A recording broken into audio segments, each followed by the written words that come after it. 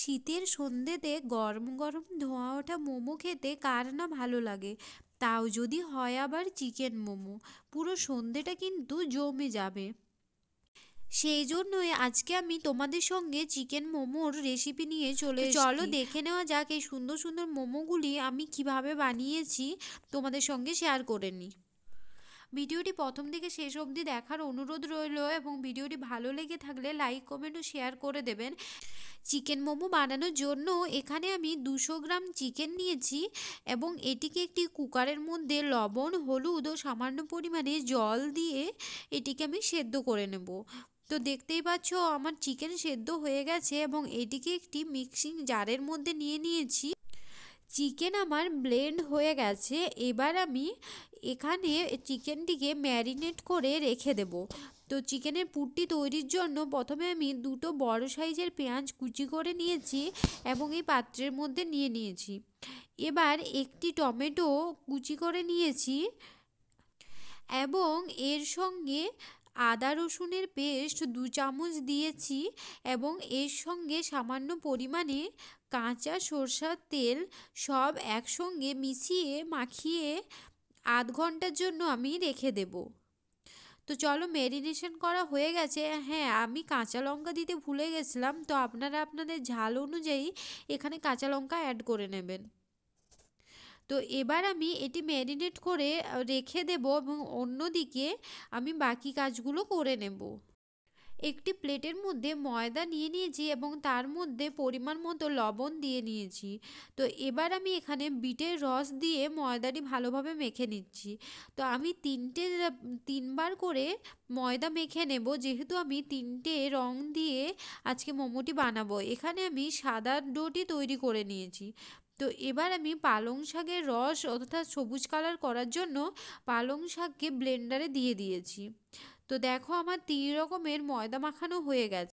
এদিকে ময়দাটিকে রেস্টে রেখে দিয়ে আমি চাটনি বানানোর জন্য 3টে টমেটো নিয়েছি এবং তার সঙ্গে কয়েক কোয়া রসুন আমি দিয়ে দিয়েছি।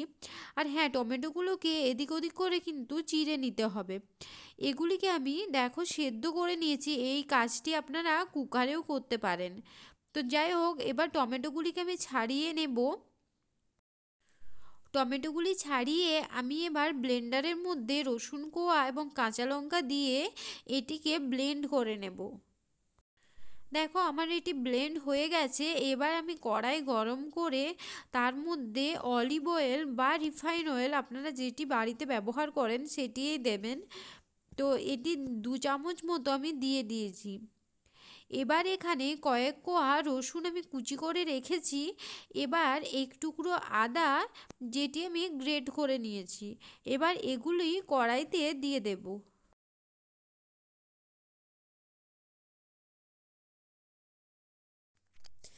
আমরা রাজস্থানে যে শহরটিতে থাকি সেখানে কিন্তু ভেজ মোমো পাওয়া যায়, নন ভেজ বা চিকেন মোমো ওখানে পাওয়া যায় না।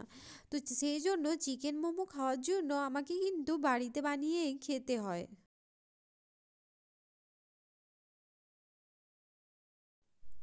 সবগুলো একসঙ্গে ভাজা হয়ে গেলে এবার এর মধ্যে টমেটোর পিউরিটি দিয়ে দেব।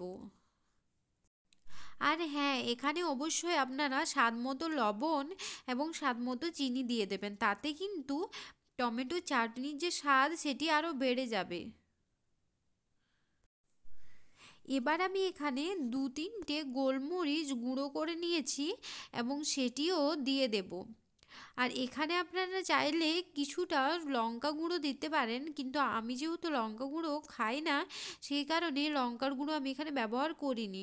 এবার আমি ময়দাগুলোকে এক একটা বেলে নিচ্ছি।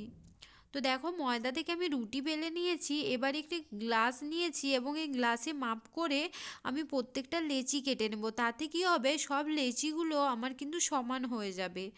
তো দেখতে পাচ্ছ সব কালারের লেচি আমি কেটে ফেলেছি। এবার আমি 3টে কালারের লেচি নিয়েছি। এবার সাইডে করে একটু একটু করে জল লাগিয়ে কিন্তু একে অপরের ওপর চাপিয়ে দেব। এখানে কিন্তু আপনারা 3টের পরিবর্তে 4টে লেচিও ব্যবহার করতে পারেন। তো এবার আমি এর মাঝ বরাবর পুরটি দিয়ে দিচ্ছি। চলো 3টা লেচির মাঝ বরাবর আমি পুরটি দিয়ে দিয়েছি। এবার আমি দুপাশ থেকে সাইড করে মুড়ে নেব। এখানে যেহেতু আমাকে একটা হাতে ক্যামেরা ধরতে হচ্ছিল, সেই কারণে আমি দুটো হাতে করে দেখাতে পারছিলাম না। এটি কিন্তু দুটো হাত দিয়ে আপনারা যদি করেন তাহলে কিন্তু জিনিসটি আরও ভালো হবে দেখতে। তো যাই হোক, আমি এই 3টে লেচিকে এইভাবে মুড়িয়ে নিয়েছি। এবার ভালো করে চিপে নিচ্ছি যাতে পুরটি বেরিয়ে না যায়। এবার একদিক থেকে যে কোনো একদিক থেকে আপনারা মুড়ে মুড়ে রোল করে নেবেন এবং সাইডের যে প্রান্তটি শেষ হচ্ছে সেখানে কিছুটা জল দিয়ে চিটিয়ে নেবেন।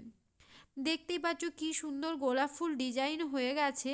তো আপনারা যে লেচিটি বা যে পাপড়িটি গোলাপ ফুলের মাঝখানে রাখতে চান সেটি দিয়ে মোড়া শুরু করবেন, তাহলে ওটি মাঝখানে হয়ে যাবে। যেমন আমি এখানে সবুজটা দিয়ে মোড়া শুরু করেছি, এখানে কিন্তু সবুজ লেচিটি আমার মাঝে ঢুকে গেল। ব্যাস এইভাবেই আমি আলাদা আলাদাভাবে সবকটা বানিয়ে নেব।